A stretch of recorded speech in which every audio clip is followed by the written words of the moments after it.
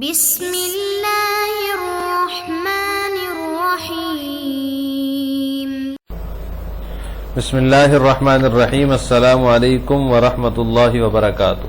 عزیز طلبہ، آج الفوز الکبیر فی اصول تفسیر کا سبق نمبر 27 ہے، اور اس سبق کے اندر ہم یہود کی تحریف مانوی کی مثالیں اور ان کا رد پڑھیں گے۔ امثلۃ التحریف المانوی، حضرت شاہ صاحب رحمہ اللہ تعالی یہاں سے تحریف مانوی کی مثالوں کو ذکر کر رہے ہیں۔ تو گزشتہ سبق میں ہم نے دو قسمیں پڑھی تھی تحریف کی، تحریف لفظی اور تحریف مانوی۔ تحریف مانوی کی یہاں سے حضرت شاہ صاحب مثالیں ذکر کر رہے ہیں، تو ان میں سب سے پہلی مثال ہے فمن جملۃ ذالک ان اللہ تعالی قد بین الفرق بین المتدین الفاسق والکافر الجاحد فی کل ملۃ وتوعد الکافر بالخلود فی النار والعذاب العلیم، وجوز خروج الفاسق من النار بشفاعة الانبیاء، وصرح بذلك في كل دیانة باسم المتدین بتلك الدیانة، فاثبت ذلك في التوراة لليهود والعبريين وفي الانجیل للنصرانیین وفي القرآن العظیم للمسلمین، ومناط الحکم هو الایمان باللہ والیوم الآخر والایمان بالنبی الذی بعث الیہم والانقیاد له والعمل بشرائع ملته والاجتناب عن نواہیها، لا تخصیص الحکم بفرقة من الفرق لذاتها، ولكن اليهود زعموا ان كل من كان يهوديا او عبريا فهو من اهل الجنة، وتخلصه شفاعة الانبياء من العذاب، ولا يمكث في النار الا اياما معدودات وان لم يتحقق ذلك المناط۔ اس عبارت کا ترجمہ یہ ہے کہ یہود کی تحریف مانوی کی مثالوں میں سے پہلی مثال یہ ہے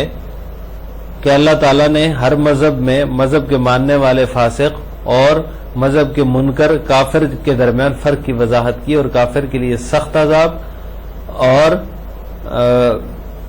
دوام کو ثابت کیا ہے، اور انبیاء علیہ السلام کی شفاعت سے فاسق کی نجات کو جائز اور ممکن بتایا ہے۔ وصرح بذلك فی کل دیانۃ باسم المتدین، اور اس مضمون کے اثبات اور بیان میں ہر مذہب کے اندر اسی مذہب کو ماننے والوں کا ایک نام جو ہے وہ ذکر کیا ہے، نوعی قسم کا نام ذکر کیا ہے۔ فاثبت ذلك فی التوراۃ لليہود والعبريین، چنانچہ تورات کے اندر یہودی اور عبرانی کے لیے، اور انجیل میں نصرانی کے لیے، اور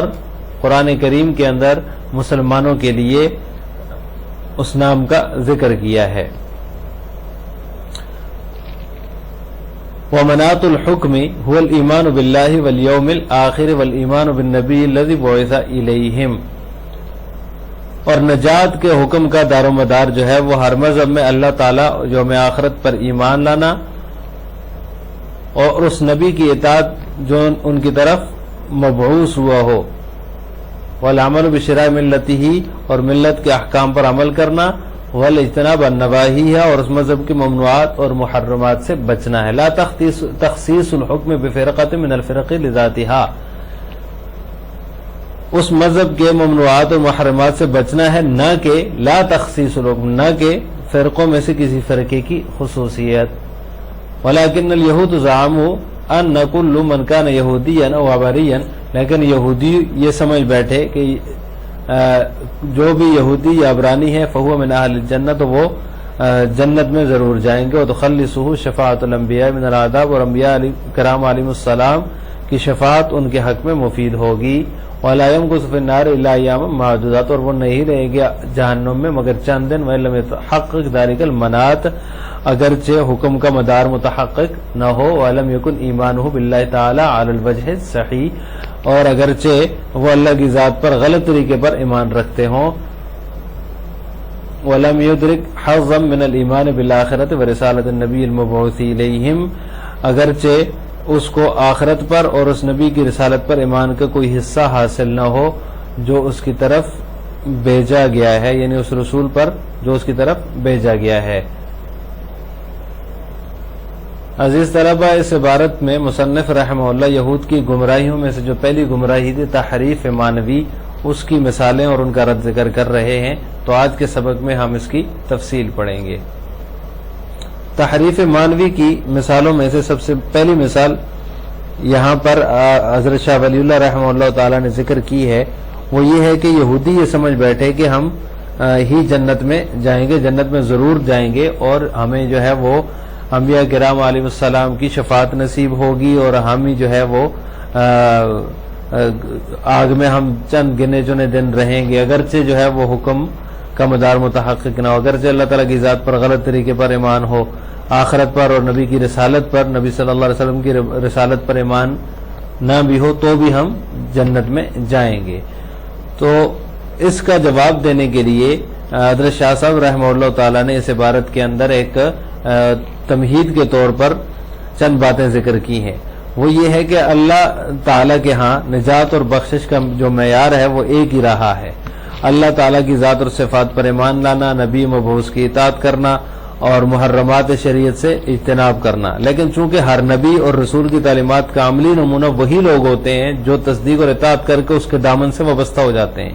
اسی لیے اللہ تعالیٰ کا یہ طریقہ اور سنت ہے کہ نجات اور بخشش اور بشارتوں کے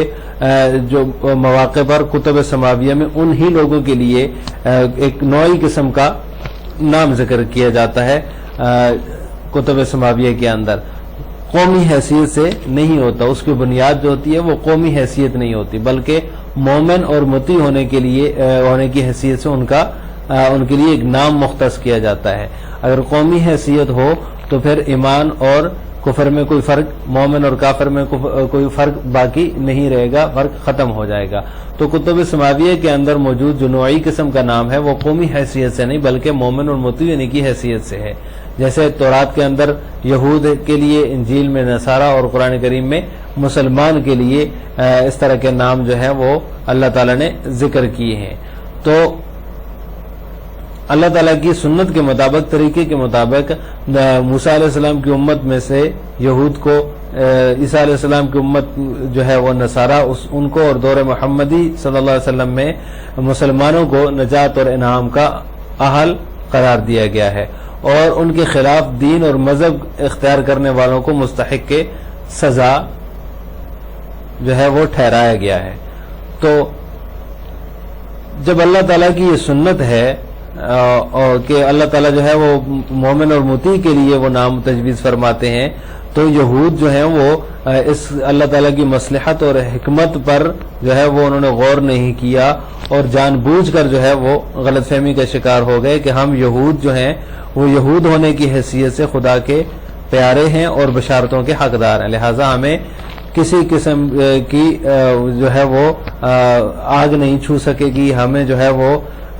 کسی اور نبی سے وابستہ ہونے کی ضرورت نہیں ہے، نعوذ باللہ آپ صلی اللہ علیہ وسلم سے جو ہے وہ ہمیں ان پر ایمان لانا ہمیں ضروری نہیں ہے۔ تو اللہ تعالیٰ نے اس کا جواب قرآن کریم کے اندر اس آیت میں دیا ہے، بلا من کسب سیئۃ واحاطت بہ خطیئتہ فاولئک اصحاب النار۔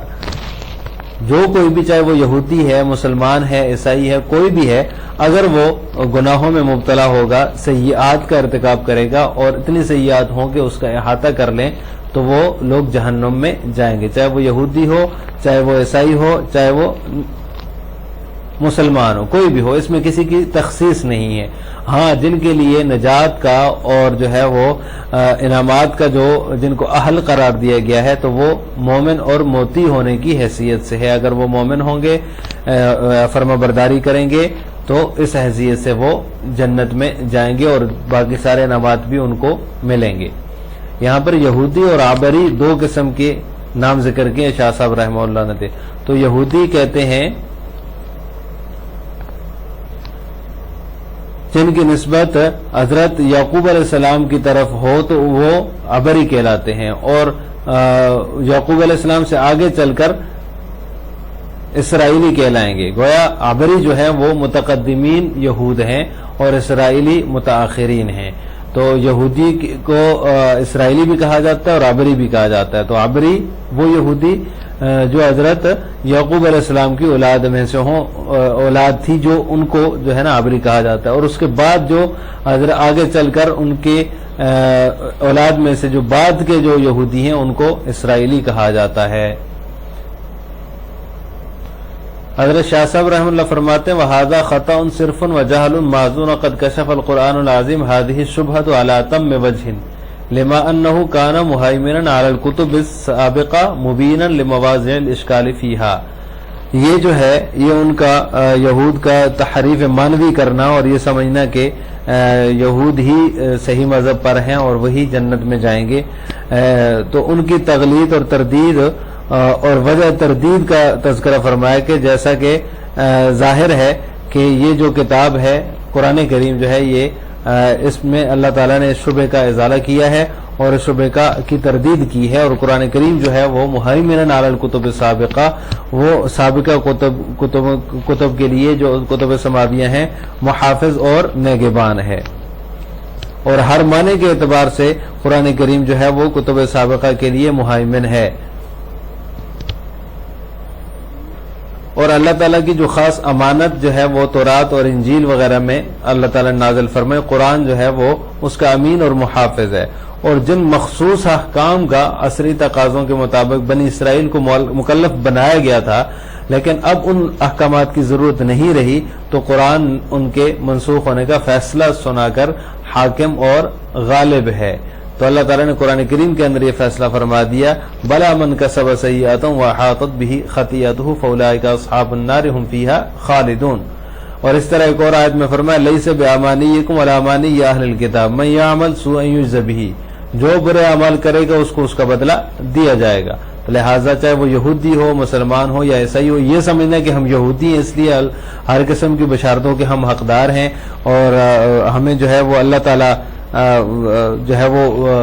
رسول اکرم صلی اللہ علیہ وسلم پر ایمان نہ ملے تو اللہ تعالیٰ ہمیں جنت میں بھیج دیں گے اور ہمارے اوپر کوئی سزا نہیں ہوگی اور ہم جو ہے وہ جہنم میں نہیں جائیں گے، یہ عقیدہ صحیح نہیں ہے.